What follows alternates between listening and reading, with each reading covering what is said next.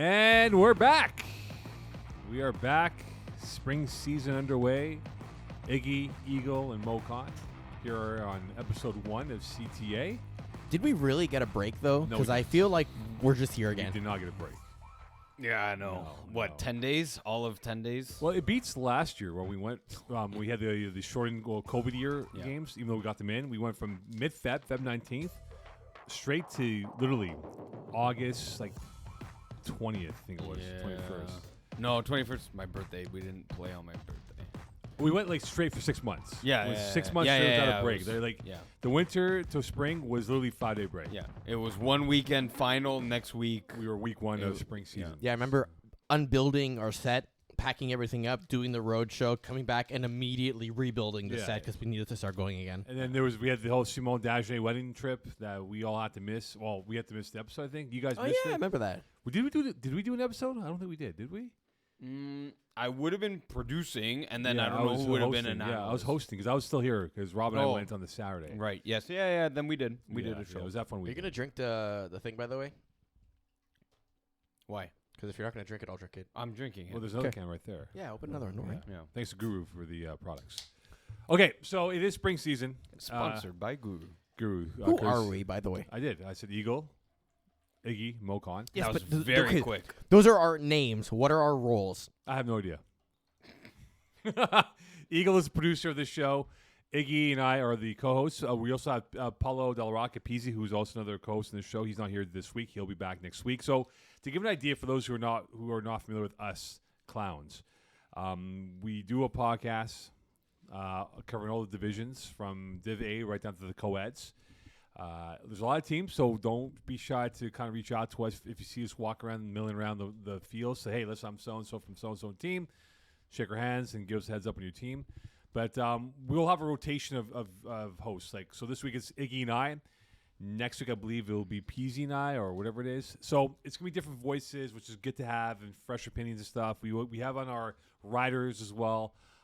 We have an ever-growing female divisions, and we hope to bring in a female voice as well that knows the women's divisions, even co-ed as well. So we have a lot planned for this spring in elevating the profile of CTA and, of course, of FPF divisions, and we look forward to bringing you this of many shows, which I believe we have 13 shows this year coming up. Yeah, something like that. Yeah. Not to mention, if you want to be featured on the show, let us know. Yeah. We'll give you a call, do a quick little interview, ask you about how's your team. team's going, how's your season going, what do you think about the league in general, and then probably some ridiculous stuff too. Yeah, Yeah. there's always one P's type question in there. Of Yeah, course. Super salad. Of course, and Jeff Rosenblatt, who plays in Division A, Div 1, we had him on in the winter season, was fantastic, and he ended up being our lead analyst for Division 1, Division 2 winter finals, right? So you do a good job of this. You never know. You might be a part of the broadcast for the road show on August 6th as well. All right, so that's the gist of it. Let's dive into the league notes here as we conclude week 1 and we move on to week 2. So week 2 is when we do the team photos here. So we emphasize to all the teams, please be aware that you will have The your hell? what's Don't worry, it's fine. I'll fix it. Chrome him. exactly. I look like a Smurf, by the way. That we will do the team I can photos. make you more white. No, please don't. We will do the team photos week 2. So please be understanding and thank you. And accommodate to our photographers who will take your photos. As for individual headshots, either the photographer will take it or the scorekeepers will ask of you. It takes literally 30 seconds to do a headshot. So please be kind to the scorekeepers when doing the headshots as well. Uniforms. So let's clear that up here, Iggy, because we had a bit of an issue in the winter season when it came to rosters and all that stuff here. So I'll let you take the center stage here because you do handle those emails when it comes to Oh my uniform God, violations. the number of emails we got for the playoffs, especially week 1, right? There's so many teams. We had a record number of teams in the winter, 225 or so. So the number of teams that made the playoffs, again, record number. The number of emails that came flooding in. Hey, my guy has 4 games played. Hey, my guy has 3 games played. And then they played all the way back in February 2nd in Loyola, and the scorekeeper didn't put them in. My God. Check your rosters. We have already, of course, started playing games. It's captain's responsibility to check the roster, check the stats. If you want to correct the stats, you can send that as an email as well. But definitely the games played, those definitely matter. Now, of course, everyone who's playing right now is kind of getting and this doesn't help the situation, I find, in that week 1 and week 2, we kind of give that grace period for the jersey violation so that come week 3, 4, 5, 6, people don't understand. So that's why we're stressing it from right now. Check your rosters. Make sure that the players that have actually played a game are being listed. Make sure that they're actually getting credited for the games played, because those matter for the playoff eligibility, right? Which, again, this season with a 10-week regular season or 10 games, it's not 10 weeks anymore, a 10-game regular season, you need half the number of games in order to be playoff eligible.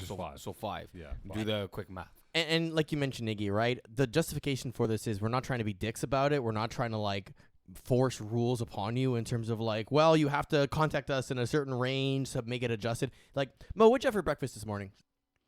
I had oatmeal this morning. What'd you have for yesterday morning? I had cereal. Okay, you're bad at this. Iggy, what'd you have this morning for breakfast? Yeah.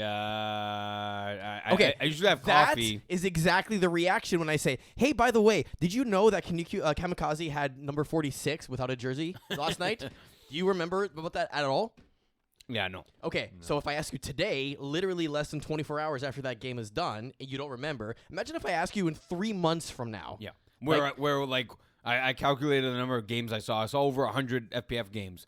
And you're asking me to single out one from 3 months ago? It's never going to happen. It's just not feasible. Yeah. So advice to captains, if you're talking to the scorekeeper to give your roster in, make sure they have the players entered properly. And once they're done, have them count the number of players they have marked there for that game. If that count is the number of guys or people that are at the field for your team, you're usually pretty good. And then just double check to make sure they have it right the next day in case something goes oopsie upon the process or whatever.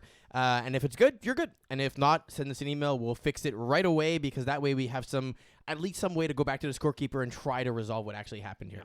It's important that captains and players look at the messages posted up on Instagram, on the Facebook group as well for FPF, and, of course, emails being sent out to the captains to make sure that they are on top of it.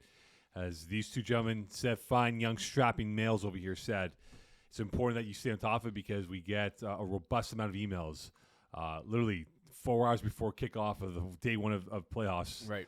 And then just to wrap it up, unless there's like physical proof where teams literally ended up taking pictures, we'll give you the game played. But in the majority of the cases, it was I'm sorry, we're not giving you the game played.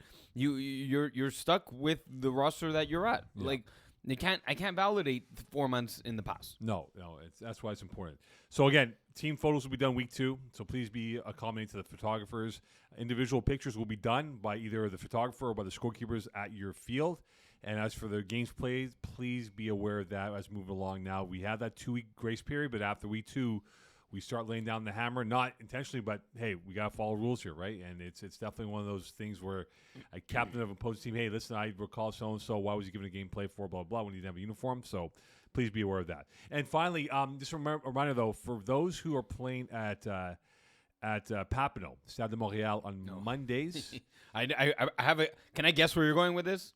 Yeah. Very strict, right? Very strict. Yeah, please be aware that when you come to the field, you must go in the locker room that you're assigned. So look at the TV screen before the field, see what room number you're assigned. Please change in the locker room. And then once your team is ready to roll, you can come hang out on the sidelines 5 minutes before you start the game, because they don't want anyone changing on the field, which I totally get, because there are kids who are practicing next door to us, and they don't want that to happen, which I totally understand. So please be aware to go into the locker room and change before you come for your game, whenever it is 7, 8, 9, or 10 p.m. on Mondays. or drive in your equipment already. Exactly, like Pease did on Monday. Okay, so let's dive into it. Again, this will be more of a skeleton type of show here, to going over all the divisions. Of course, we do have 9 to be exact. We have 5 adult. We have 2 complimentary, I think, and then 2 co-ed and 1 women's. Right. So we'll dive into it. We'll go into Division A here. Eggs, like, this is our biggest Division A season we've ever had, I think, in FPF history for spring season. There's 9 teams. Yeah. There's a fascination of some returning teams and some new teams coming into this division, which is going to be fun to watch. So the schedule format, for those who are curious to know, it's again, it's sort of it's a weighted schedule that we applied as we did for the Division One winter season, which was a big success, I think. Exactly, because it essentially created more parity in the middle, and as you saw, the best team did not win Division One this year. The number 3 seed won in the whole weighted schedule. And it's our kind of equivalent of trying to do the NFL schedule, where the better you finish in the previous season, the harder your schedule is. Or rather, you're playing the other teams that also finish in the same area for the next season. So, like, obviously, you don't have the exact same teams registered, but most of the time, especially for Division A or 1, the cores are very similar, if not identical. Exactly. And so we are able to kind of do that style of matching. And if you're a brand new team, then you kind of get slotted into the bottom half of the schedule. Yeah, exactly. Yeah. There's 3 pods, right? You have like the top. Oh, we broke it into 3? 3 groups, right? Go for it. Explain. So the 3 groups that we had were Braves, All Stars, and Star City, right? They'll play each other 4 times. They'll play each other 1 extra game. So essentially, that's 4 games you'll have against those 2 teams of whoever you are, right? The next group of teams that you would have is the middle pack, which is Jameson's, which is KHP, and also Party Crashers. Okay. That's our middle. I like it. And the newbies are #NR, Rayum Lumière, and Bless Up. Okay. So that's what we did, right? We based it off the newer teams being in the same group where they'll have the extra game against each other. And in theory, in that sort of pod theory, if you sweep those games, you could be 4-0. Right. Which would be more than enough to passport your stamps for playoff spots. Right, where if you lose the rest of the games, you end up with a 4-6 record, which is really good in the Division A. Of course. And what the idea entails is to create – you might have a runaway team, which happens, but again, no guarantee to win it, as we saw with the All-Stars. But it creates more of a lording of teams in the middle where 5 wins might be your 5 seed. Right. Or 3 seed. You know, it's something along those lines. And it makes the last weeks super relevant, super interesting, exactly. like it was this past winter, right? Exactly. Came down to the wire. 8 teams are involved. So let's dive into here. Okay, can we talk about the Jamesons and can we talk about Jeff Rosenblatt? We'll talk about Jamesons. And no. But hold on. So Eagle, start producing the show. Get the Jamesons Instagram pictures that Jeff Rosenblatt has been on a tear, on an absolute tear on. While we continue. So who are the favorites in this division? Are we just going to anoint I Braves? found you some Jamesons. Thank you. That's Jeff Rosenblatt right there. Are we anointing All Stars? Braves and Star City as the 3 favorites here, or is there like a look at that? No, I'm not laughing at that. I'm laughing at your question. But are they the 3 favorites though? You literally put them in your pod 1. Right, but is there a heavy favorite though, or are they all equal in terms of where they are for the 3 teams? No, I mean, the All Stars season that they had. I just thought they were on an absolute tear. I thought nothing could stand in their way, and then Braves just showed up and did their usual thing, right? So no, I don't think there is a clear cut favorite here. I think, and we just saw it, right? Braves tied All Stars after Braves had a 2-possession win over the All Stars in the finals. They played 2 weeks later, and it comes out to a tie. I think Star City as good as ever. You're very high on Jeans the Alexis. You think he's the cheetah out there, right? He's the probably the fastest player in FBF is what you were. He's a unicorn skill set. He possesses a unicorn skill set that no one else has. So he's horny. He might be. Yeah, you never know. I don't know. Maybe he is. Maybe he isn't. But his top end speed enables a team like Star City to really give Dan Lazar more stretches the field, more of a menu to work with, right? Of options. Well, it opens up the entire field, right? It allows you to stretch the field. It opens up the intermediate, and then as soon as they're covering intermediate deep, now you're leaving the hooks at 2 wide open, right? Exactly, and I think Jins Lee will elevate Star City's profile on offense, where you don't have to rely on AJ Gomes, right? And you know what? You want to take a sample size here, Iggs. There was a sequence when during the regular season of winter, where AJ Gomes had a OC and he was off for 10 plays. Mm-hmm. And I think they were playing Rosenblatt's team at the time, which was double straddle, right? And do you think the reason why they call themselves Star City is after Star City Games, the Magic the Gathering collectible card game I think vendor? it might be, yeah. I feel like this audience would definitely. Who's Mana? Who must is be- Mana? I, I'm not even gonna respond to that question. It was a joke. In terms I don't think it was. pool, flames. What was it? There was pool. I remember the pool was a blue one. No, you pool your mana. Are you football nerds? I'm so upset right now. You are definitely upset. But there was a sequence where Adrian was off, and then Yeah. Ginsley went off, and then when Adrian had the suspension, that Mm-hmm. 2-week window, Ginsley had a phenomenal run, right? Right. And he became the number one guy for the offense. So I think you look at AJ and Ginsley being 1 and 1A. I think we're not going to insult AJ like that. He's a phenomenal receiver. He's about to break 15,000 yards for his career in Ooh. receiving. Damn. I looked it up the other day, and I think that and they were literally 1 point away from beating Braves and going to the finals in the winter. So I think, overtime game. and remember they beat All Stars during the regular season. Mm-hmm. They're the only team that beat Yes, them, yes, right? yes, So yeah. that in itself is going to be fascinating to see how that plays out. What I'm more intrigued by is the Jamesons. They've been hyping up their team. They've loaded up on the roster. This is sort of like the equivalent NFL team going on a shopping spree during free agency to load up for what Yeah. they think is going to be a run for a Super Bowl. Yeah. And Jeff Rosenblatt has loaded up his roster for Jamesons and what he's lined up here. So are we buying this team that they're going to make noise, or are they going to be in that middle pack? Is he going to be throwing for 6,000 yards here with what's the equivalent of 6,000 yards? 3,000 yards? Yeah, 3,000. In FPF? Look, you got Anthony Breezewell, James O'Ham, James Tyrell, James. Like you have a lot of James. You have the 3 J's Wow. and the Killer J's, right? James Drysdale, Jeff Rosenblatt, the Marty Party, Quay Johnson, who couldn't fit the cap, and Stephen Osmond's whatever, and Anthony Breezewell. So, in speaking with Jeff, Quay Johnson doesn't even he's the 6th receiver on the team. He doesn't make the starting lineup. I mean, he obviously could, but the chemistry that Rose has built up with his other receivers, Quaid's the 6th man. He might be the 6th man of the year in Division A. Well, they have a tough start to the season because they'll play KGP, which is in their pod, right? So that's Yeah. a big one for them. But then the next 2 games, All Stars and Star City, and then KGP. So the first 4 games, they can go 2-2, 3-1. But I really want to see this team against the All Stars. I want to see them, and we'll get to have that. Oh, I get to have that Monday. Amazing. And when they play Star City on the Tuesday the following week on the 23rd of May, that will tell us, Iggs, if they are a team that will be crashing without apology in the top 3. Make it or break it already. So already in week 4, by week 4, we have a strong sense of how much alcohol content this team has. Yeah, I don't know how many drinkers are on that roster. I don't think the All-Stars have drinkers, not this team.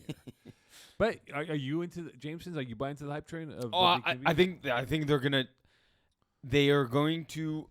I don't think scoring their way out of their problems is the way to describe it, but they're going to be able to score enough points to stay competitive against the All-Stars, against the Star Cities. I think they have the offensive output to do it. I think they can score. Can they make stops in defense? Well, but that's what I'm saying. And actually, Jeff Rosenblatt's one of the teams and players that beat Kevin Wyeth as well in Division 2 in Vengeance with his Run It Once team in the winter. And it was by simply outscoring Kevin Wyeth. There was perhaps a stop on defense, but Jeff didn't want that stop. He knew he had to score on every single drive, and I if I recall, I believe he did, and they ended up winning by 1 point. Right. So I think that's his way in order to get the wins here against the Pod 1 teams is by outscoring them, and I think this is the team that can do it. Yeah, I think their defense can be fascinating to see because they have guys that can snatch the ball in the air, but you have a guy like Stephen Osmond who gets a lot of tackles but gets picked on. All right. Right? So how do you disguise Stephen Osmond? And that's going to be fascinating to see how they go with the coverage. But then I look at a team such as Bless Up. We know them very well. They've been dominant in the lower divisions in Div 2, Div 3, and Div 4 in the last few years. Mm-hmm. You have #NR back with Corey Pecker at quarterback. They have had some success. And Rion Lumiere as well, a team that we know very well by Jesse Dupuis. I don't think those 3 teams will be pushovers. I think those 3 teams can combine to win 9 games, 3 wins at least, if not more. I mean, the first 3 weeks are literally playing each other, Yeah. almost back-to-back-ish here, right? So we'll find out real quick who's good and who's not. But I think that's massive for them, right? That could be a passport for them to get in the playoff talk. But I think all 3 will not be like, hey, they're going to lose 18-plus points. They're not going to be the Bulldogs of Winter Div 1. These are 3 teams that know.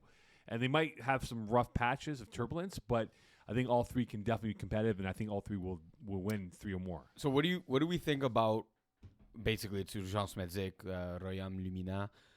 They didn't look great last night. I score kept that game against Party Crashers, and Fred Dupuis was just pouring the points on them and just drowning them in points. And Jesse Dupuis, coming off a Division 2 championship, didn't look great. So the question is, what do we think of them then losing AJ Gomes, right, to a Star City team?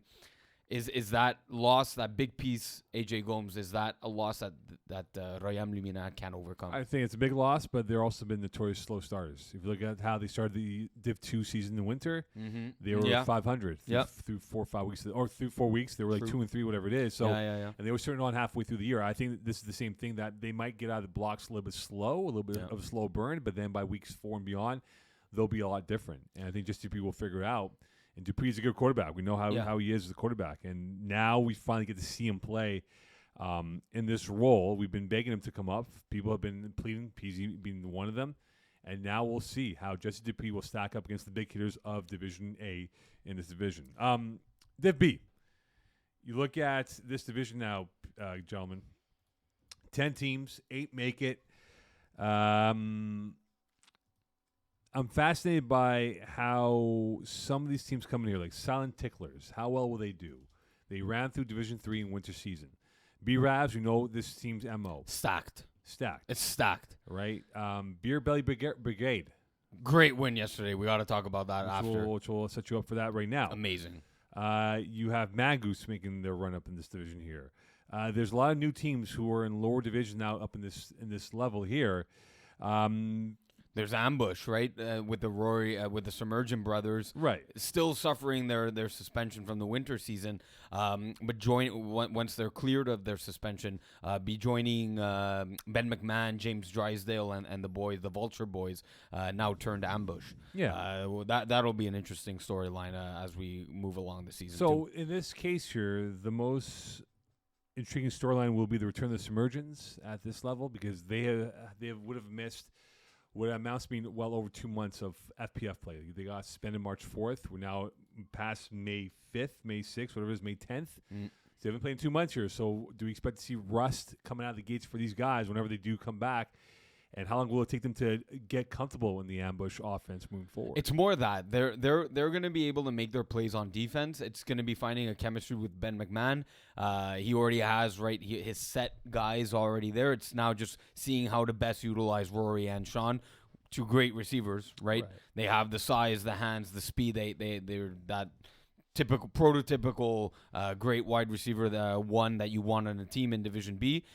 So while I think it might take a week or two, look at this team by week 7, 8, 9, making a late run to get maybe out of the 9 spot or the 8 spot, fighting for that playoff spot, and look at them to be amongst one of the reasons why they clinch a late season postseason. I don't know if I'm buying into Poseidon's Kiss though, because this is a team that probably is more suited for Div C than Div B.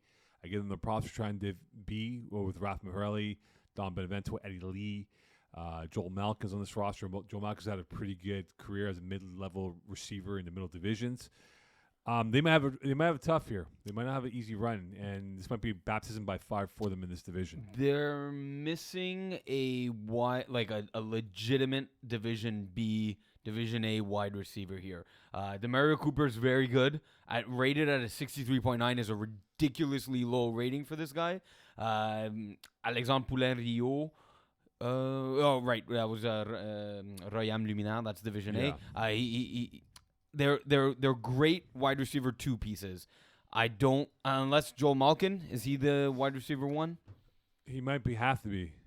Like, who's throwing for them? It should be Rocco or Cristiano. Is Rocco throwing, or is he receiving? I don't know. We won't know till Sunday when they play. Unless it's Demario Cooper throwing, and then that's a wild card that we have there. But my best guess is this is Rocco's team to throw.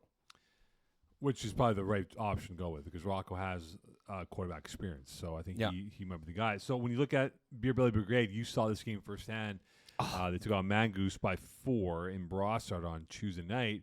Down the entire game, though. So up by 4. That was the only time they held a lead in this game, was at the very end of the game. So This game had no stops. Score. Every team scored on every single drive. I think there were a few things here. Mangoose with Michael Roy at QB subbing in. I found mismanaged the time clock and the play clock here. I believe there was, and maybe it was in the first half, but I you know what? I think at the end of the game they did exactly what they had to do. They were near the red zone, rushed for a first down, which brought them into the 5 plays, basically threw 2 passes away, and scoring on third down. Trying to and that's the thing to do is you basically throw the 2 passes away. They got all the way up to the 1 yard line, but didn't score intentionally. Basically took a knee and tried scoring on 3rd and 4th down. Ended up scoring on 3rd down, which you have to do. We saw with Kevin White in the finals; it backfired on him. Oh, massively. Look, leaving 2 plays for Beer Belly Brigade to score is, to me, like 98% chance that you win that game. Brossard's not exactly a 40-yard field, and that was very instrumental in this for Beer Belly. A quick 5-yard hook to their snapper, Xavier Khan, and 2 key missed tackles by Marvin and another defender, Mangoose defender. You should have made him walk home. Brought Beer Belly all the way about 16 to 18 yards away from the goal line. My God, Alex Fafard just throws a bomb, a seam straight line fire pass down the middle to Nicolas Curat. Look at that stat line, 14 of 14 for receptions to target. So he's throwing, Fafard's throwing the 14th ball into Curat's direction. 14th grab, one-handed, sticks to his hand, twisting in the air. The ball and his hand hit the ground, and that ball never budged. It was stuck to his hand. I would have wanted to check for extra stickum on his glove. The ball never moved. Clutched it into his arm as he was rolling down on the ground. Touchdown, Beer Belly Brigade win the game. It was like a playoff game already in week 1. I think it was a huge statement game from Alex Fafard that the ability to score in 2 plays is something that at the end of the game to win it is something that only like Kevin Wyatt, Joe Mayer type of quarterbacks can do. I think that is going to build a huge confidence for Alex Fafard throwing in Division B in his first game. But tell us how you really feel, Iggy. Yeah, it was amazing. Please. I was my jaw was dropped. I was screaming as if it was my game. I didn't feel your love. You didn't hear it? Okay. No, I did not hear it. All right. So are we putting B-Ravs as the head and shoulders team to beat? This is a ridiculous lineup. Here you go. Pull it up. Antoine Chabot. I was gonna say we Just basically shut got the that finals in week 1 here. B-Rays versus Blessed. Yeah, they lost by 3. That was Will Power's prediction, was it not? Yeah, and we'll see if Nicky Farinaccio plays with them, and he hasn't played yet, and he needs 5. Okay, he didn't play in week 1, but I saw, he's a 68.6 rated receiver. Like, what the hell are we doing here? Like, maybe he didn't play enough games to be able to for his rating to be affected, but holy crap! Like the way they GM this team, getting that the next wave of Braves players and Antoine Chabot, Emile Chateauvert, Will Paquette at a 74, Nicky Farinaccio 68, and then that gives them the ability to still keep Mike Piercin, even add Guillaume Ranger, 2-way player of the year in Division 4. Sure, it's Division 4, but this guy has played with them in the past, so he already has some of that chemistry with Joe Mayer, and he's just basically the 5th option. To be Guillaume Ranger or Will Paquette or Nicky Farinaccio is disgusting, and this team, my God, if they don't make the finals, it's Inquiry will be needed to see what happens in that situation. Mike Piercin will be crying on my shoulder. Yes, you will. Div C. Saw a couple of teams in this division. Game changers I saw. They're fun to watch. But it's a boat. They're good. Frederic Paquet-Perot has a good core to work with. Infantry has some work to do on their tooling their roster right now. I think that's another submergent, right? Impact the team, and it showed in week 1. Yeah, it's a bigger division. There's 25 teams, 20 make it out of 25, so 80% of the league does make it for the playoffs here. Love it. Here's the thing we yes, always you have a go. problem with for the larger divisions, right? Mhm. The middle tiers, if I want to call it that, always have a larger divide between the best teams and the so-called worst teams. Because if you're in Division A or B, you kind of know where you stand, but exactly that. The schedule can kind of help you out. Here, you can have a team that's hitting the max roster cap. You have other teams that are on the minimum. You have quarterbacks that are all over the range of them. And depending on the schedule you get, you either can roll through everyone or you get completely obliterated throughout the entire process. right. And so as much as we're going to get these teams ranked 1 to 25 and the top 20 are going to get in, I don't know if our final standings will accurately represent the true strength of these teams in the way we can usually predict stuff in some of the smaller Well, divisions. that's the beauty of the sport, though, right? Like if we think a team that's going 10-0 is going to run the table and they get smacked in the first round, lose one and done, like the Boston Bruins did in the playoffs, that's the beauty of sport. And I think in this situation that we'll have it for the way it is structured with 20 making it, what is it, top 8 get a bye and then 12, Top 12. 12, so Top 8, 12. So that first round of games, 13, 20, so on and so Yep. forth, that will weed itself out of the weaklings. Right. And then we will have a proper Right. seating pattern here. Yep. But see, a team like Bassett with Frederick Paquette-Perot, who took a while to get used to the smaller field and what he's done. Hasn't thrown a pick since Since he didn't since throw in University- the winter. Since He didn't throw University of Montreal. Yeah, he didn't throw a pick in Yeah. all winter, and already at week 1 in Division C. Yeah. He is a machine. Yeah. That team is a machine. Yeah. I know it's one game. I know we Yeah, can't discount- overreaction Wednesdays here or Overreaction Thursdays. on CTA, but that's a machine team. Trap Stars I expect them to be very good. I think Chris in-laws will be very good. Game Changers is my fascinating team. Mhm. What's just- fascinating? Well, you talk about the connection of Anton Sakic, Mhm. as some would say. Yep. Who said Sakic? Me. Sakic. Yeah. Yeah. Anton Sakic and Oof. And Panetta. Pineda. Oof. They have a fantastic rapport. I know Jim Cleft is not on the roster, but you talk about if this team stays healthy and they get their core there every single week, there are going to be problems. There are going to be problems, and they'll play Bassett week 3, by the way, Okay.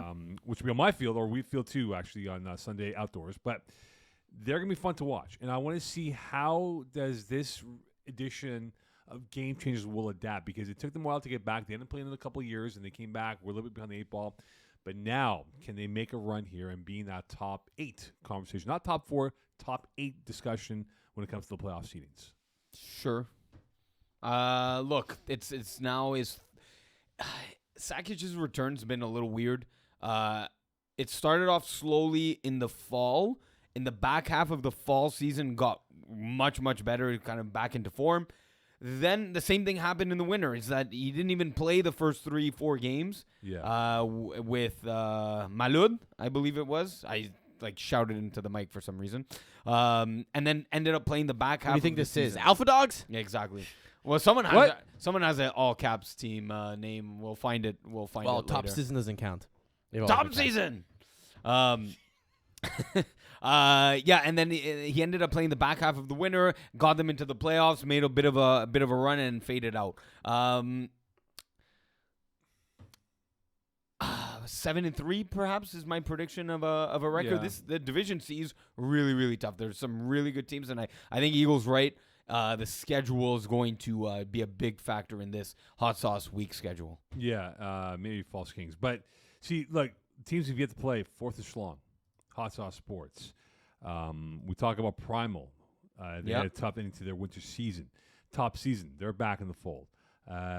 This is Backyard Blues had a tough win over Killer Rays, Yeah. which I score capped.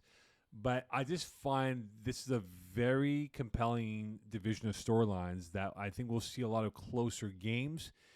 And the cutoff to get in the playoffs, I think, might be, 3 for sure, 4 might be enough to get in. Just because of all the cannibalizing? Yeah.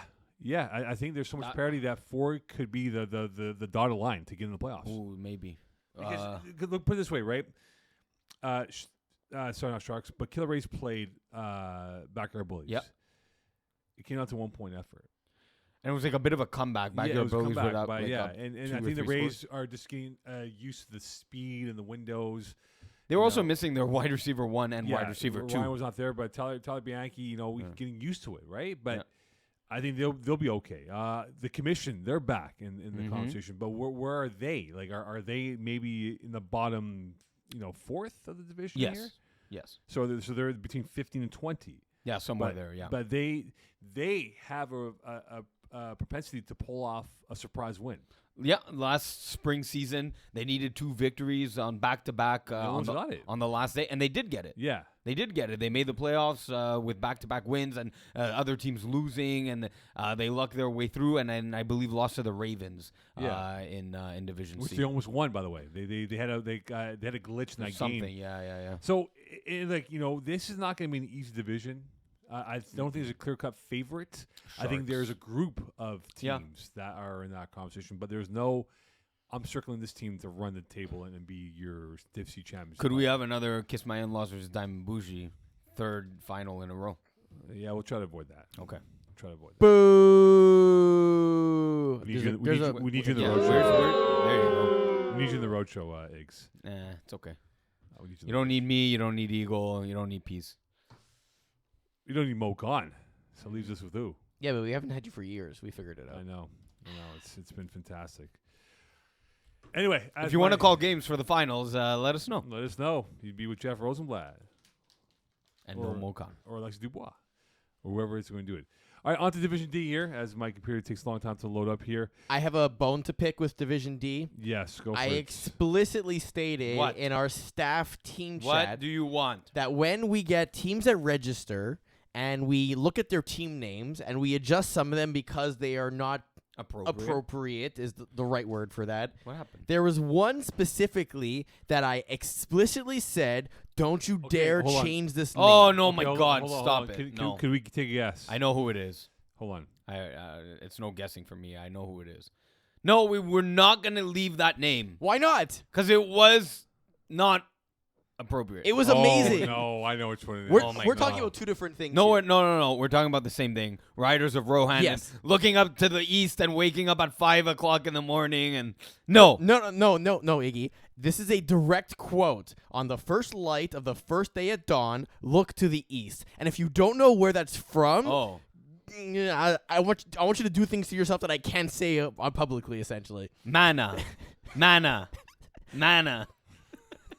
As much as I appreciate the topical different name that they've chosen, I'm tempted to go into our back end and put it back. No. No, 'Cause it was no, we amazing. can't, No. we can't, we And I want to hear you say it every single time. No. No, not gonna happen. No. Okay. Seeing this division, it's a very big division of 31. We couldn't find a 32nd team to make 2 of 16 here. Or what was going on here? We're actually going to end up splitting them post-season. Yes, Like that's your right. favorite. Yeah, You love it. I hate it. All right. We'll explain more about yeah, that we'll later move on. along here. So okay, in this case here, I'm intrigued by X-Men, how they will do in this division here. Yeah, back after Division 6 championship. Yeah, exactly. I'm looking at some other teams such as Save the Turf Tolls. Mm-hmm. Struggled. Yeah. They've had ups and downs in their careers here at FPF. The last high was the Fall Cup final Well, they choked that appearance, game. and then 19. ever since that game, They Mo, choked. they choked a 3-possession lead. They've never really found stability in their game. So what are they? Are these guys the next Voodoo Eagle, where they have one good season, one bad season, one good season, one bad season? I mean, it could be that. That they- being said, I mean, it's also the speed of the game, right? The way they play their offense is a combination of stretching the field and also quick drags and everything. Yeah. And then I find the higher you up in divisions, people understand what type of system you're running and can adjust for it better. And you have to kind of look at scheming differently, right? Or relying more on your athleticism rather than just the plays to a certain degree, right? Once they pick it up. Yeah. And I feel like, especially going back to their finals game, that is exactly what happened. As that game went on, plays that were available were no longer there. Right. And they couldn't basically Adjust, run a yeah. defense to adjust for that either and everything, right? And I think last season is a testament to that exact same conversation happening across the division in terms of all their matchups. And so I hope this is the year they figured it out and what they're going to do. Does that mean that next year the same thing's going to happen and then Right. they go back and kind of regress? I don't know, but I'm hoping this is a year that they take steps forward essentially in their So careers. who goes further? Who goes further this year? West Island Boys or Red Dragons? Oh, that's a great other team that had the same struggle Yeah. essentially. Yeah. You know, Yeah. that's great. I think West Island Boys. They I'm surprised they didn't make the Division 5A final. I think they ended up losing to Rico Riders, I think. Rico Riders, Yeah. right? Yeah. No. This team's and adding Dylan Daou to it. A lot of Division D teams are gonna struggle against this team. I just want to know how yeah. the quarterback play will be for West Island Boys. Oh, it's not Zach Stacy. Zach Stacey didn't play week 1, so I assume he's going to play week 2, right? Who threw Eagle? Who has passing stats for them? Dylan Daou, probably, maybe? Eagle. It's loading. Oh. I thought. Skylar Bailiff. Oh, yes. Skylar Bailiff threw. So, Oh, but Zach Stacy wasn't available even in the infantry outdoors. yeah, he wasn't there. So So okay, so let's assume Zach Stacey's the quarterback. yeah, I think he is. I want to see him take the next step in his quarterback progress because we go back to the playoff run that they had. West Island He Boys. almost he won Division 5 quarterback of the year. I know, but I'm saying from a playoff perspective because Okay. when the night we had the ice storm and we had Yes. the whole collapse Yeah, of yeah, City yeah. of Montreal, he had difficulty. Like it was yeah. like he That was he your never game. he never got going and they Against were always in Clinkers. fourth down. Yeah, against Clinkers they were always in fourth down and he made magical plays, but in a game like a Clinker matchup, you gotta crush them. I You see gotta what you're take their saying. soul away. I see what you're saying. And when they Even- played Rico Riders, Yeah. it was okay. Rico Riders just, I know it came out to that last play, but they were out of it in the first half. It wasn't even close. Right. I see what you're saying now because even with the Habibis in Division 6, they went 10-0 in the regular season, bounced in the first round. Yeah, I want to see playoff success from this guy. Fair enough. Yeah. I like him as a quarterback, but I want to see him do it in the knockout stages now because he's a great regular season dude, but we need to see you do well. So that's why I look at Red Dragons. I've been a big fan of this team. I know Pete's not a big fan of them. He became No, a he fan of is them. now. Yeah, He is now after I was trying to convince him for the last 5-6 months since October when he lost to the Penetrators on Monday Night Football at Loyola. If they're healthy, if they're fun, man. That offense is dynamic, Yeah. cutting edge. Yeah. They have the horsepower to outscore teams. It's a question of them gaining the experience that they did not have and how they got crushed by the Killer Rays in the playoffs. That's exactly it that I was going to bring it up, right? And that kind of in a similar vein with Zach Stacy, comparable of Guillaume Boulanger's taking the next step, much like Save the Turf Dolls, right? And this is the fun part of FPF teams. Now you've got 3 or 4 seasons under your belt. It's really now taking the next step in your evolution from quarterback perspective and team perspective, where you need a bit more game planning going into a game, going into a matchup, especially for teams that you've seen before and teams that know what you like to run and they're going to call a defense to take things away. How do you slightly adjust your routes on certain, give them the same look, make it seem like you're running a certain play, but in fact you've changed something because you know that the defense is going to adapt to what your play is. So like that real chess game, right? Turning the initial checkers game of FPF into chess. So taking that next step, I'm really interested in seeing teams like put Big Fat Bats in that bubble as well. And they got Ryan McNally in that team, Big Fat Bats. Taking the next step. One team to watch out for, friends with Danny. I saw them play against the Root Sacks. Oh, you did, yes. And Yesterday. Yeah, and they are going to be intriguing to watch. I think they will be in that top 8 conversation themselves, and we'll be talking more about them. Who's QB for this team? Danny DeMore? Danny DeMore. Interesting. Yeah, Yep. that's why. I Threw think 2 picks, though. How were the interceptions? No, Were they they were deflections. deflections? Yeah, Okay. yeah. I was going to say, if they're deflections or end Jared- of half Hail Mary interceptions. Jared Buck was phenomenal. Right there, I saw over 12 receptions, over 150 yards or so. Yeah, he had 4 touchdowns. But see, here's the thing with the Root Sacks. They played in a previous game last season, winter that was. With the Kachiki. Yeah, exactly. So you look at this team. Rafa Bastagian is the quarterback. Now, for those who don't know, Any relationship to Darren? no, Oh. Darren Basmajan. Oh, Yeah, whoops. Yeah, exactly. So Rafa Bastagian. Mana. For those who don't know, Rafa Bastagian played with the Wolverines, an old team back in the day. He was a young pup. Now he's a quarterback. I'm not sure if he's the quarterback full time. I think he's a better receiver. Mm-hmm. Arto Kachikian is a really good defensive player. They have a really good defense. And Mhm. that's where my biggest question mark Yeah. will be for the Root Sags is their offense. Can they be more dynamic? Can they have more of a diverse menu of options to work with? And that's where they kind of lost this game with Friends of Danny. So Yeah. when you get to the deep into the schedule, are they going to have a little bit more of like, let's play with more dare than be more cautious as they were with Friends of Danny? That's quickly. That's an interesting question, right? Is the regular season for certain teams should be about testing new things. I don't think they're there yet. That was just their first season in Division 6, moving up to Division D is a bit of a jump for me in my liking. I think if they could have fit the team, they should have, in my opinion, stayed in Division E.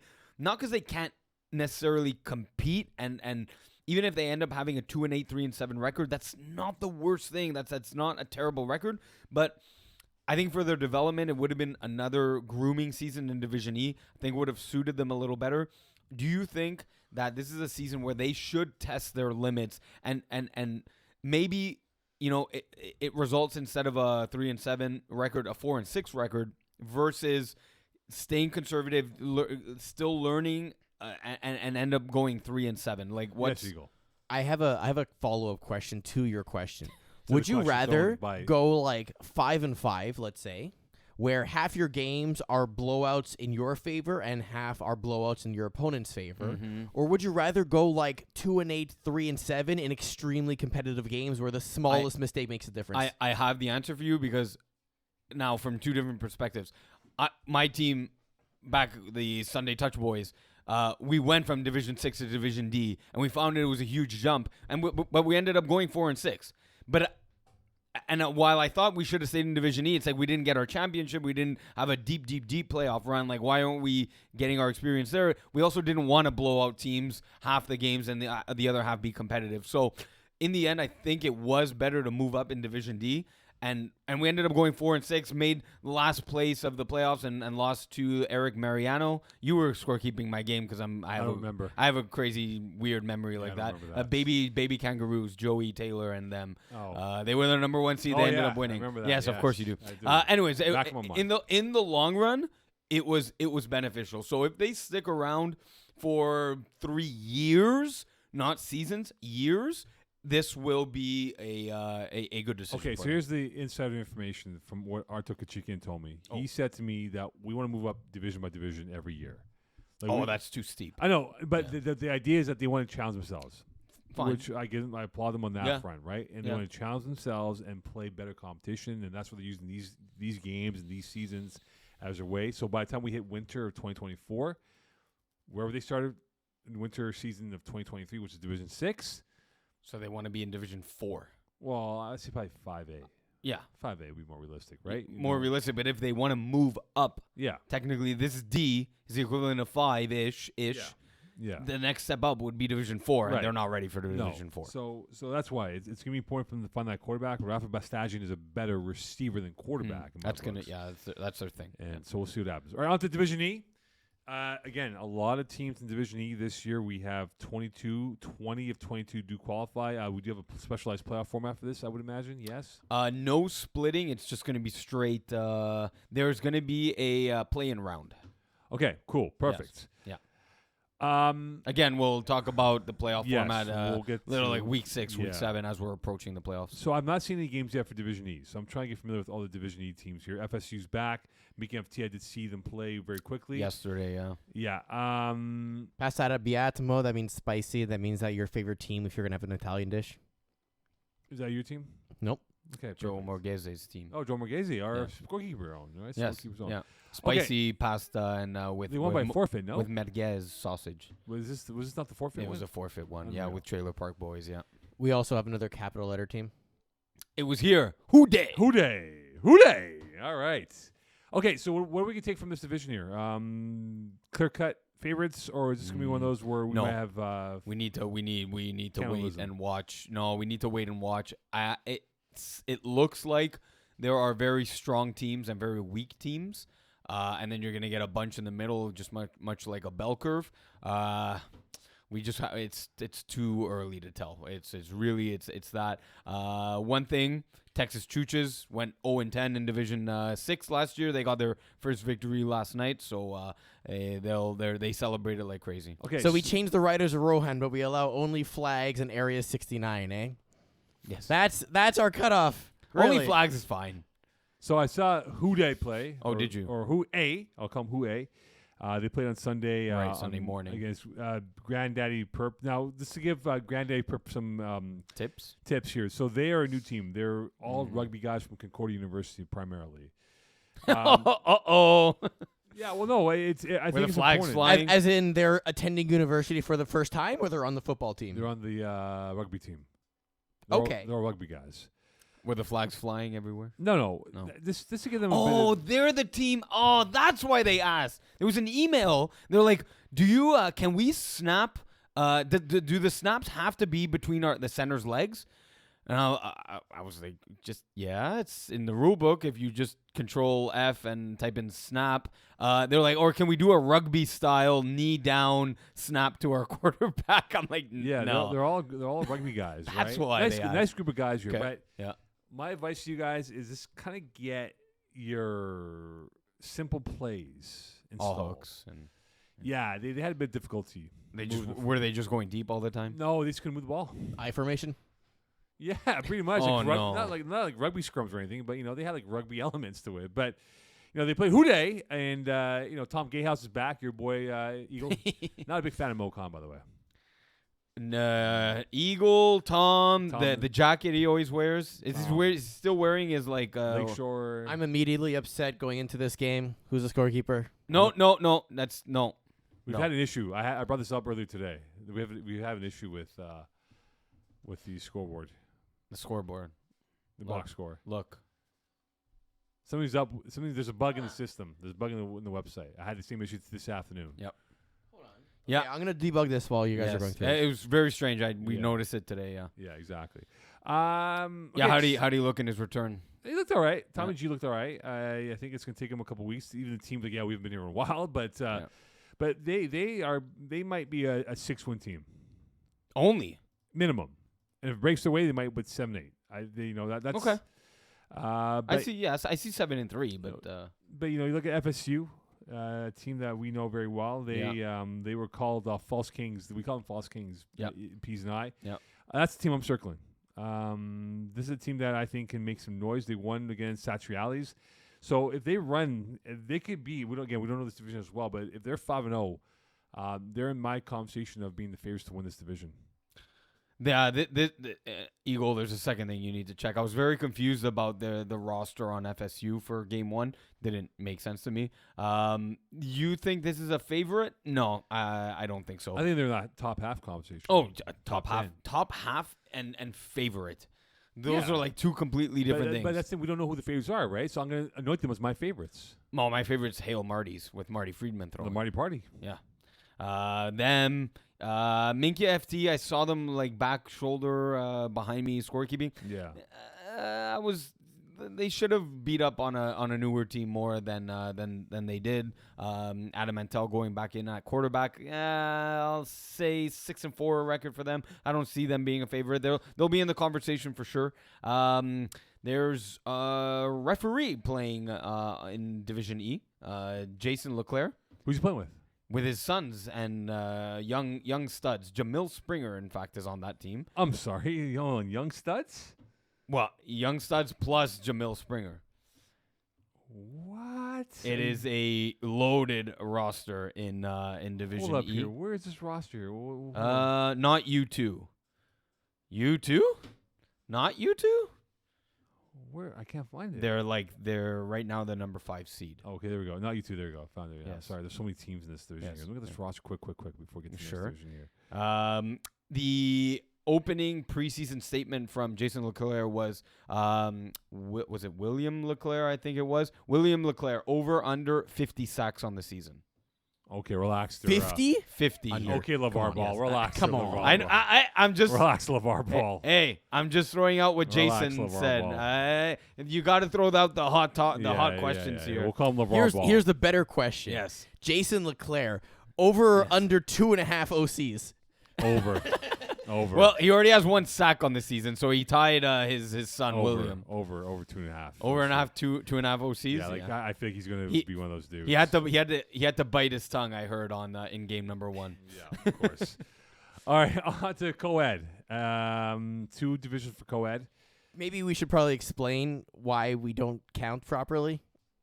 Count what? Because we start at 2. There's no co-ed 1 this year. Yes. Explain why. I don't know. There weren't enough teams that signed up in co-ed 1. Okay. So unfortunately, we had to move some teams down that were in co-ed 1 into co-ed 2. Luckily, there was no issues with them busting the cap. So I was going to say, that's the reason why we didn't actually call it 1 and 2, and we kept it 2 and 3 because of the cap ratings that are applied, right? We don't want to just give teams unlimited cap. There is a competitive distance between them, and this is a way for us to control that still. Yeah, so I saw Easy Fun play. Impressed by them. Blaze a good quarterback. Getting better and better? Yeah. Yeah, right. Still made some boneheaded throws, but that's something he can figure out. I was surprised with deep balls, man. Like I thought, with their experience now in FPF, they would have been a lot more competitive, and they weren't. They were behind in the first half, and it was all over in the first half. It was yesterday, right? Yeah, exactly. It was all over in the first half. They were down 20-0, I think, or 26-0, whatever it might have been. And then were they heavily targeting Francois Rochelot? They tried to.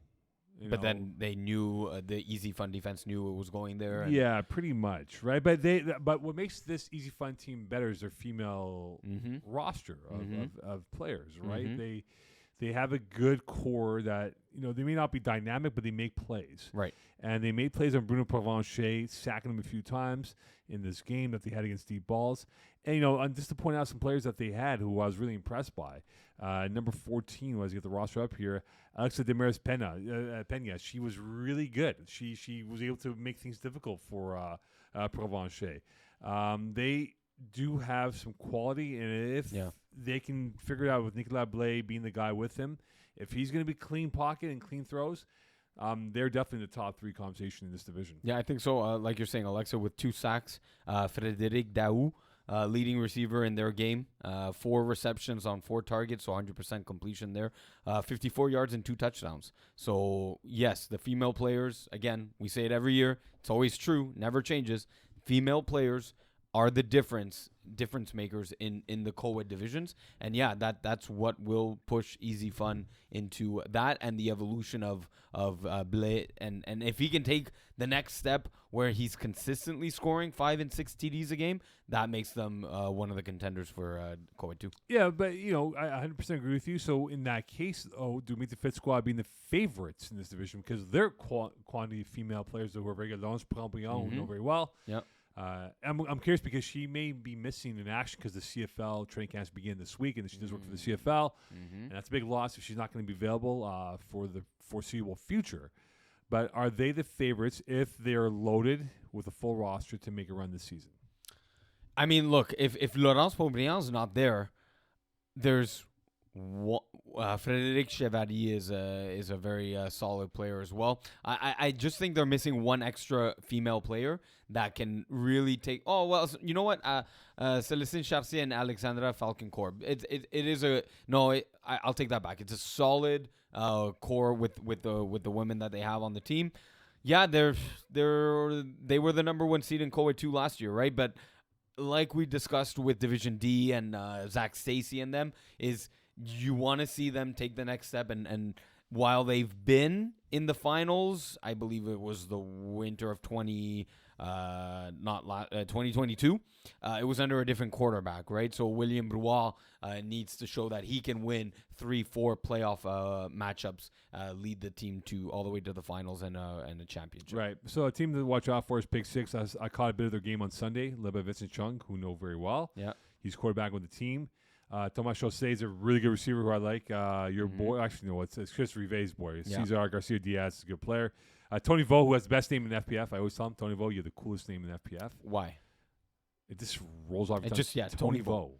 Tony Vo. It's like Tony Rovo. Yeah, Tony Vo. It's just a cool. I go, Tony, you have the coolest name. Emerson Peterkin is receiver on this team? Yes. Ridiculous. Yeah, that's crazy. Yeah. That's scary. The dude is Jonathan Shea is another name. This is like, I don't know if this is a shade to anyone, but this is like a mini Drysdale. This is a mini James Drysdale and Jonathan Shea. they're going to be He's very problems, good. man. He's very good. Problems. And, But again, it's the female players. Can the female players on this team, because it looks like it's a bit of a mix of Badgers mixed with Vincent Chung in here and Save the Turf Duels, kind of a blending of the two teams, can the female players not get exposed, especially on defense? right. They can make some impacts and key catches on offense, but the question is going to be, can they not get exposed on defense, and then can the male receivers not try to overcome those deficiencies on defense and then open up different holes and different avenues on the field for other teams to attack? What about vultures? It's I was going to ask you about vultures. What Yeah. about vultures? You know, because I speak to Rochelle Valliere about it on Monday after Red Nation game. We'll talk about the women soon. She had troubles doing math, you said. Yeah. With what? The scoreboard? Scoreboard, yeah. Okay. Math's not a forte. She's a teacher. She's not a math teacher. Okay. Anyway, we'll get to that Jesus in the Christ. women's game. So Yeah.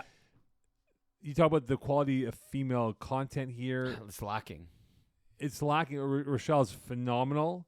Yeah. You got Ben McMahon. You got James Drysdale, Manu Alaroy, who I like a lot. Yeah. Phil's on this team. Phil Roberts, who we know very well. Yeah.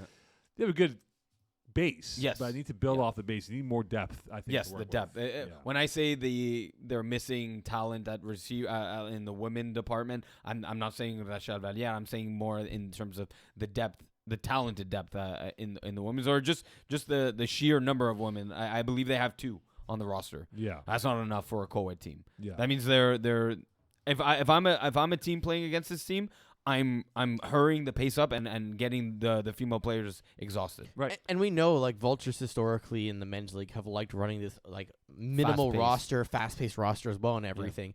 But this is one of those things where if you have that week where someone can't make a game, it's screwed. hard to find Yes. subs, especially if it's women's subs, right? Yes. Especially So if in you're spring playing season. 5 on the field, that's going to be rough too. Yeah, especially in spring season, right? It's not easy at all. Yeah, So, yeah. With all vacations, weddings, and injuries. Yeah. Not easy. All right, co-ed 3. I saw Kamikaze against Eagles free agents. Pretty or not pretty? No, not. Look, free agents have some decent players, but I think Kamikaze might have to just kind of slow the roll down here. They ran through with 34-8 win, so Mm-hmm. I don't think they're up in that conversation. I think they're probably more in the 5 to 10 range than they are in the top 4 range.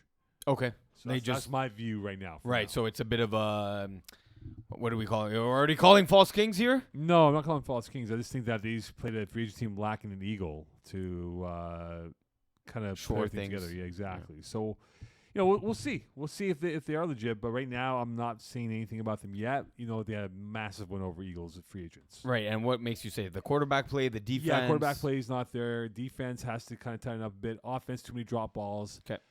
Had they clicked in all 3 phases, quarterback play, offense catching balls, defense playing well, they could have won probably by a score of 52-0. Right. Okay. So missed points. Right. Missed points. I mean, you're going to see that in co-ed 3.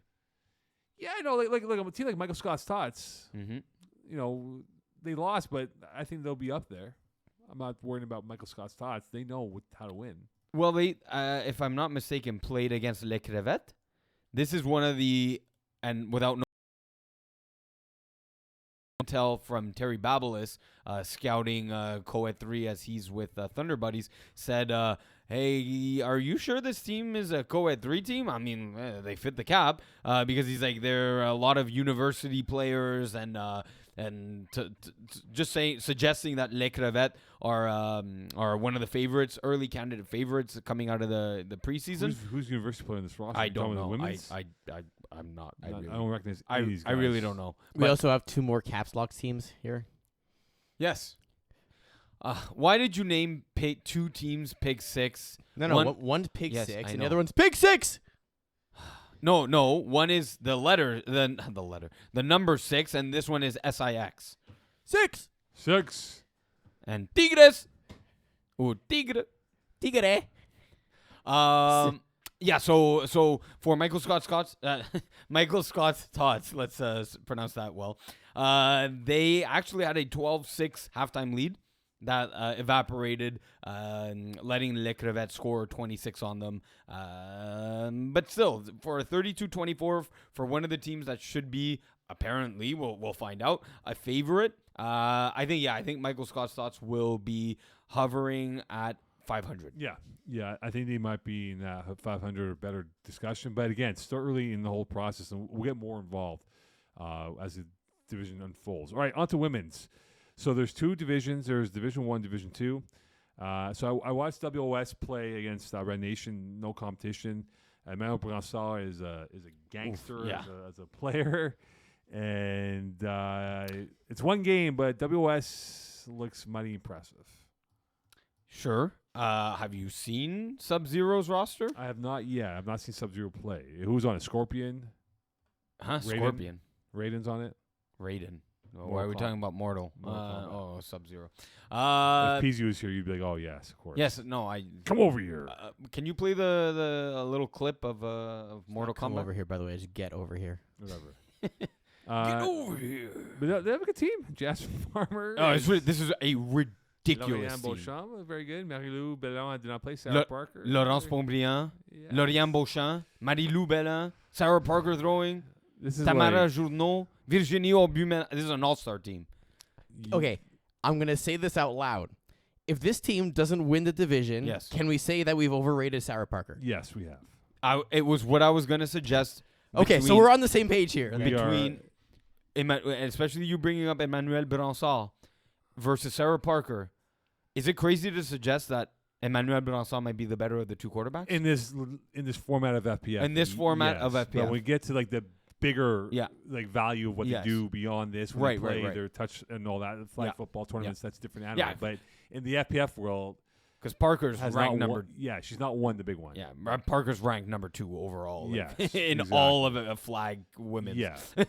So we're not discounting her as a flag player, but in this format, she is not really reached the pinnacle Yeah, yet. she hasn't excelled. Did you write a Facebook post while we're doing the show? No, it was It before. was before. No, it says 47 minutes ago, and we've been recording for an hour and 7 minutes. No, I honest to God, I did it before. When you Yeah. guys were setting up, I wrote it. That's when I wrote Your it. clock's turning back the exactly. clock's a little too soft. Okay, so Division 2. Yes. Blue Thunder, I saw them play against Le Petit Miette. Yes. The returning Simiat. Yes. Shock win, perhaps. But Blue Thunder has some really fun players on this roster. And I'll just list them out here, some quick names that I know. Chloe Simard is a wonderful player. Charlie Bernier had an amazing catch where she caught it towards the flats of the 10-yard line of the opposing side of the field. Tell me more. And then 2 defenders from the Petit Miette were coming on her. Yeah. And her hips went one way, Ooh. shoulders went the other way. And those 2 were Bambi on ice. Classic flag move or No, this Or is like this a is foot, just smooth. This is athletically gifted. nice. And I love their offense. They run a really cool offense and how they run these stack formations, or Yes. like almost like a wing tee offense at times with the running play. Yeah. Juliette Beauvais is an amazing quarterback. I think she's going to grow and grow in this division. I hope so. Fingers crossed. I think Blue Thunder have they came in as Cavaliers and they knew it would be a learning experience. And Kevin Lubin mentioned to me, like, we want these girls to grow and grow. And this is their platform to actually use this season for their RCQ flag season come fall. Yeah. I think next year, I meant this point to you maybe or to Peasy, but next year I think they'll be in that competition of women's 2 in that top end. Okay. Because what did you see the difference between you mentioned Juliette Beauvais at QB really excelling She made there. throws. Yeah, There's- ridiculous stat line. 275 TDs, Yeah. 2 INTs. Again, INTs in the women's division, I don't count them as highly as the men's division because you might as well take a shot to go deep because even if you get an incomplete pass, the team gets it all the way at the 5. So chucking the ball up is seen more often. But her stats in the winter season, where they kind of have split duties between 2 QBs, she was a 1-to-1 TD to INT ratio. So here, I'll put it to you very simple. So what was the difference? She is making throws, not passes. Okay. That's different. She's making throws. She was making throws in traffic, Mm-hmm. in a sea of hands, Was So you confident. You need good receivers to make those tightly contested I balls. mentioned Chloe Simard being one of them, and they have players on that team that I'm really impressed. I can't wait to watch them play again. I believe they're playing. They're outdoors. Yeah, Field 1. I'm gonna miss it. It's been this side, but anyway, I'm really high on them. A team I'm not really high on right now is Red Nation. I know they play WS, not the easiest game here, but now they're gonna miss Alison Sobel. She's going to be going to Alouettes training camp for the next 3 weeks and won't be back till June. So now you weaken your quarterback position because it's either going to be Lemise. Oh boy. Or Rachel Valliere, and now That's your tough. options are very limited for receiving. That's threats. tough. Yeah, it's quarterbacks are very, very tough position. It's not just can you throw a football. A lot of people can throw a football, but can you read a defense? Can you? It's tough, and it's not easy. You have the first time, and we've talked about this before. The first time, it just looks like Tokyo traffic. A sea of people just crossing and running, and you see a rusher coming at you, and you panic, and you end up throwing the ball away. It's intentional grounding. You're backed up on your own one. You take a sack. You're down 2-0, and then the game starts spiraling away from you. That's a tough loss. Maybe they bring in a sub quarterback. I don't know what they're gonna do, but They gotta figure it out. Yeah, they gotta figure that crap out quick. Whoa.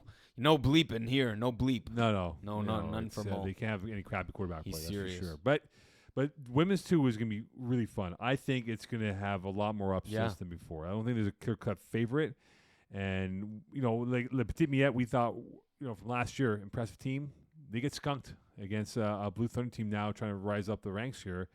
And I can't wait to see these other teams play and whether or not they're the real deal. And I think women's 2 is going to have maybe an untraditional final that we think whoever the favorites might be may not make it by the time it's all said and done. So. Yeah, I'll be interested in Wolfpack, how they do. Maryse Paquette was one of the award winners in the women's division last year, so she tore it up as a receiver with, I believe, over close to 900 yards catching. Right. Receiving yards, 79 receptions, 896 yards, 19 TDs. So can she have another? Can she duplicate that season and really push Wolfpack?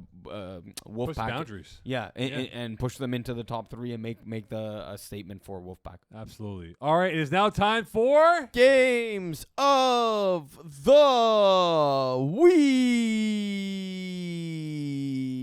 Brought to you by Guru. You hit it. For those of you who don't know what this segment is, Mo and Iggy, or whoever the 2 co-hosts are going to be for the week, are going to go through every single game on the schedule and predict the winner for all of them. And at the end of the year, whoever has the best record does nothing. We do Duns. nothing. Duns. Pays for Duns. We do nothing. Like it's just for fun. Yeah, but Pays for Duns. We didn't do it for winter.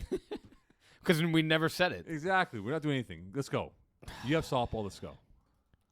Has to Nothing. I brought you Guru. Okay, guys, let's go. I brought you Guru. Mo's no fun today. I've made an executive decision that we're not going to do predictions for any week 1 games. So we're going to start directly in week 2 Okay. because it doesn't really make any sense to start week 1 games halfway through. So we're going to go directly into week 2 in Division A. KGP, Braves. Braves. Party Crashers, KGP. KGP. I'm going Party Crashers. Hashtag NR, Star City. Star City. Star City. The Jamesons, All Stars. All Stars. 6,000 yards. Give me the Jamesons. All that hype. And Royaume Luminaire, Bless Up. Bless up. Give me Bless Up that they were missing a few players in the winter. They want vengeance. All right, we're going to go Division B. B-Raves, Silent Ticklers. Ticklers. B-Raves. Run It Once, Blessed. Blessed. Run it once. Beers and Brownies, Ambush. Beers and brownies. I can't pick it. Poseidon's Kiss, Beer Belly Brigade. Beer Belly Brigade. Yeah, BBB coming off that over that classic 2-play drive to win it. Mangoose, Easy W. Easy W. The 2 franchises that know each other. Give me Mangoose. Ambush, Run It Once. Run it West. I'll go Run It Once. Okay, Cohen. Division C, the Infantry, Air Force 1.2. Infantry. They don't have the Submergence back. Give me Air Force 1.2.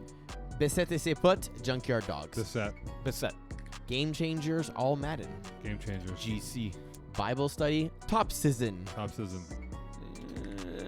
Top season. Sharks, Dirty Birds. Dirty Birds. I'll go Sharks. Green Munches, Mengoose. Mangoose. Green Monk. Hot Sauce Sports, Repeat Offenders. Hot sauce. It's close. Repeat offenders by 1. Primal, Backyard Bullies. Primal. Backyard. Diamond Bougie, Green Munches. Dime Bougie. DMB. The Commission, Trap Stars. Trap Star. Trap Stars. All Madden, Flag Fools. All Madden. I'll go Flag Fools. Killer Rays, Never Overtime. Race. Yeah, I'm going Rays as well. Fourth and Schlong, Kiss My In-Laws. Long. Oh, I can't pick it. Thanks, Mo.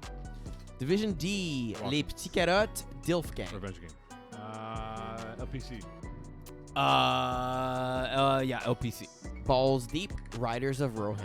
Raz Rohan. Balls. The Rude Sacks, Les Renards Vifs. Rusax. No, Renat Vif. They're good Concordia football players. They were good. Bandit de Hunsik, DNR. Hunsick. Red Dragons, Longhorns. Dragons. Yeah, Red Dragons. This is youth versus the Crypt.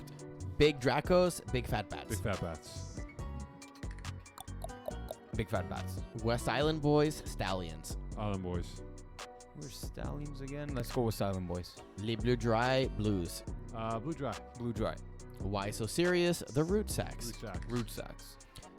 Save the Turf Tools, Every Inch Turf Counts. Toes. Save the Turf Tools. Idaho, Utapimps, Blitz Sisters. Idaho. I can't pick it. Red Dragons, Bandit de Hunsik. Dragons. Red Dragons. What happened? Don't worry, it's fine. We had to replay the music. Yeah. Studs Are Us, Bandits. Bandits. Bandits. X-Men, The Penetrators. Good game. Oh, Excellent game. very good game. Yeah, give me the X-Men. No Regrets, Friends with Danny. Danny. Friends. Glory Boys, Born in the 80s. 80s. Good game. Yeah, born in the 80s. Primetime, Flagtastic. Prime time. Primetime. Shout out to Flagtastic. That's a great name we've never had. Yeah. Division E, Granddaddy Perp, Primetime. Prime time. Primetime. Bend Don't Break, Hooday. Uday. Only Flags, Pasta Arabiat. Pasta. Yeah, pasta. Texas Chooches, Hail Marty's. Hail Marty. It's the Marty Party, baby. Hail Mary. Area 69, Trailer Park Area Boys. 69. Yeah, area. Show up. Cover 3 inches long, Satrial. Satrial. Yeah, Satrial. Ramfins or Ramfin, Hail Marty's. Marty Party. Marty.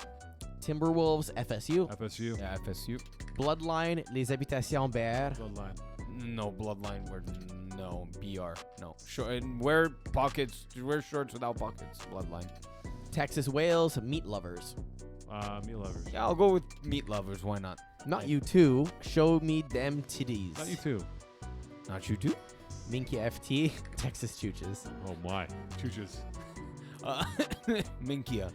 Bend Don't Break, Texas Wales. Men don't break. I'll go Texas Wales. Coed 2, the IG team, Pig 6. 6-6. IG team.